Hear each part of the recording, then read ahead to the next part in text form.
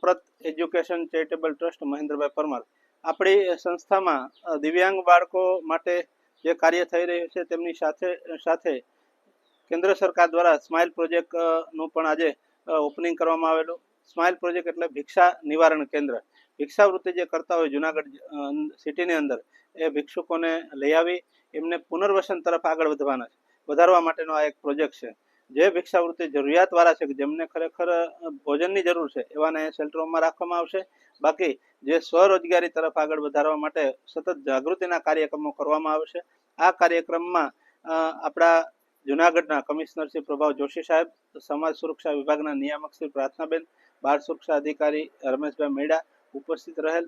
સાથે કાર્યક્રમના અધ્યક્ષ તરીકે કલેક્ટર સાહેબની જ્યારે અધ્યક્ષ તરીકે છે ત્યારે આપણા જુનાગઢ જિલ્લામાં ભિક્ષા મુક્ત જુનાગઢ થાય એવા શુભ નેમ સાથે ભિક્ષુકોને તાલીમ અને પુનર્વસન મળી રહે તેવા શુભ આશયથી અમારી સંસ્થાના સ્માઇલ પ્રોજેક્ટનું આજે ઉદ્ઘાટન કરવામાં આવેલું. ત્યારે એક ઇકો ગાડીનું પણ લીલી ઝંડી આપી શરૂઆત કરવામાં આવેલી. અમારા કર્મચારીઓ જ્યાં ક્યાંય જુનાગઢમાં હશે તો અમારા જે નંબર છે એમની ઉપર ફોન કરશે ત્યારે ભિક્ષુકોને લઈ આવી અથવા જરૂરિયાતવાળા છે એમને દવા અથવા તો જે કાંઈ જરૂરિયાત હોય જરૂરી આપીને શેલ્ટરોમાં આશરો આપવામાં આવશે.